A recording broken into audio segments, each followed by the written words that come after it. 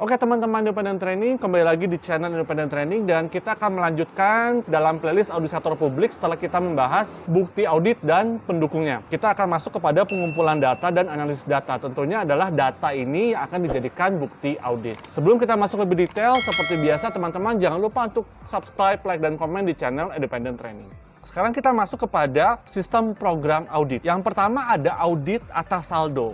Sebetulnya apa yang menjadi tujuan dari audit atas saldo? Tujuan audit atas saldo yang pertama adalah memberikan keyakinan yang memadai bagi tercapainya efektivitas dan efisiensi pencapaian tujuan. Yang kedua, untuk memberikan keyakinan yang memadai bagi keandalan pelaporan keuangan, pengamanan aset negara, dan ketaatan terhadap peraturan perundang-undangan. Yang ketiga, memberikan pernyataan tentang kewajaran informasi yang disajikan dalam laporan keuangan. Dan yang keempat adalah melaporkan hasil audit dengan data yang memadai dan evaluasi perbaikan. Jadi yang pertama adalah sistem program audit, yang kita bahas yang pertama kali adalah audit atas saldo beserta tujuannya. Wow! Yang kedua, audit atas pengelolaan akun. Sebetulnya tujuannya adalah untuk menentukan bahwa suatu entitas telah memperoleh, melindungi, menggunakan sumber dayanya seperti karyawan, gedung, ruang, dan peralatan kantor secara ekonomi dan efisien.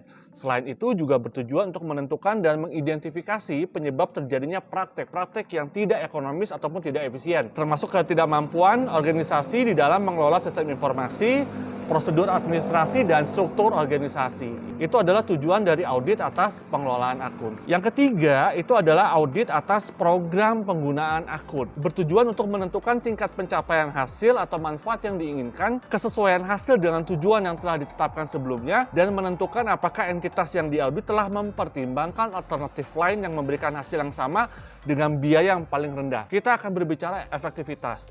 Apakah hasil yang dicapai sudah sesuai dengan tujuan? Misalkan kita akan membangun di dalam desa adalah jalan yang diaspal. Nah, ini apakah sudah sesuai dengan tujuannya? Dan katakanlah kalaupun ada alternatif lain, dia bilang di sini, jangan-jangan ada pemberi jasa yang bisa memberikan hasil yang sama kualitas dan kuantitasnya tapi dengan biaya yang lebih murah.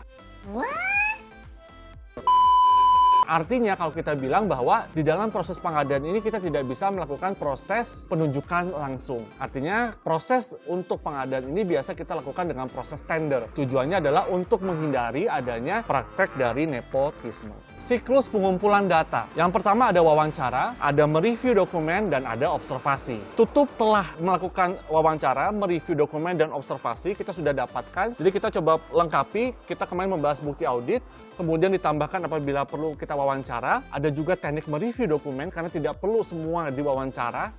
Karena wawancara itu takes time buat auditi juga bekerja teman-teman. Kemudian ada observasi. Ada kalanya tidak perlu wawancara, ada kalanya tidak perlu mereview dokumen, kita cukup melakukan observasi.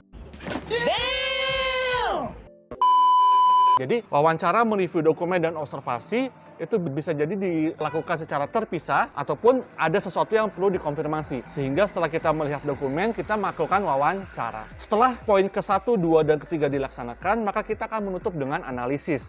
Terdapat perbedaankah? Ya, kalau sampai terdapat perbedaan, koreksi ataupun kesalahan. Terdapat perbedaan artinya bagaimana teman-teman antara yang seharusnya yang sudah diatur dengan fakta yang teman-teman temukan sebagai auditor. Artinya, nah apabila terdapat perbedaan, apakah ini perlu koreksi, kita perlu penyampaian terhadap auditi, ini kurang lebih temuannya seperti ini, apa yang akan dilakukan oleh auditi, ataupun ini memang suatu kesalahan. Ini yang perlu dianalisis dari tindak lanjut adanya fungsinya analisis tadi. Untuk menentukan apakah ini koreksi ataupun ini memang kesalahan, karena nanti akan disajikan. Kita perlu melakukan konfirmasi kepada auditi sebelum penyajian. Ya, jadi semua temuan itu biasanya akan dilakukan konfirmasi terhadap auditi, apakah ini memang sengaja dilakukan, apakah sistemnya yang memang lemah, apakah audit internalnya yang memang lemah, untuk nanti disajikan di dalam penyajian. Kita lanjutkan kembali. Teknik pengumpulan data sebetulnya banyak sekali, cuma kita membahas 4 di sini.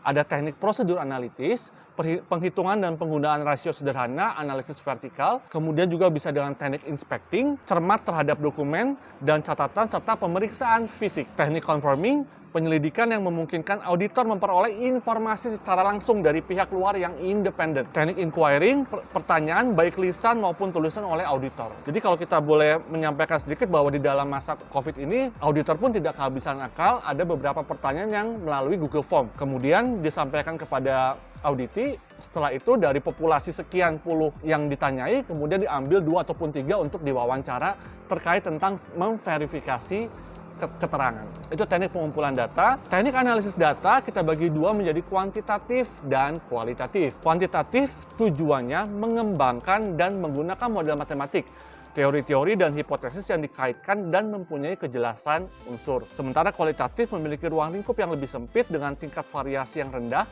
namun memiliki kedalaman bahasa yang tidak terbatas. Kedalaman bahasa yang tidak terbatas. Jadi kalau kita boleh wrap up teman-teman, kita sudah membahas yang pertama itu adalah terkait tentang sistem program audit. Ada 3, ada audit atas saldo, audit atas pengelolaan akun, dan ada audit atas program penggunaan akun.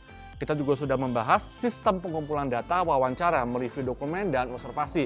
Yang pastinya ini tidak perlu dilakukan semua, bisa jadi ini kombinasi. Yang terakhir adalah teknik pengumpulan data, kita bahas 4, ada teknik prosedur analisis, ada teknik inspecting, ada teknik conforming, dan ada teknik inquiry. Dan teknik analisis datanya dibagi menjadi 2, ada kuantitatif dan kualitatif. Itu dia teman-teman konten kita kali ini terkait tentang pengumpulan data dan analisis data di dalam playlist Audit Sektor Publik.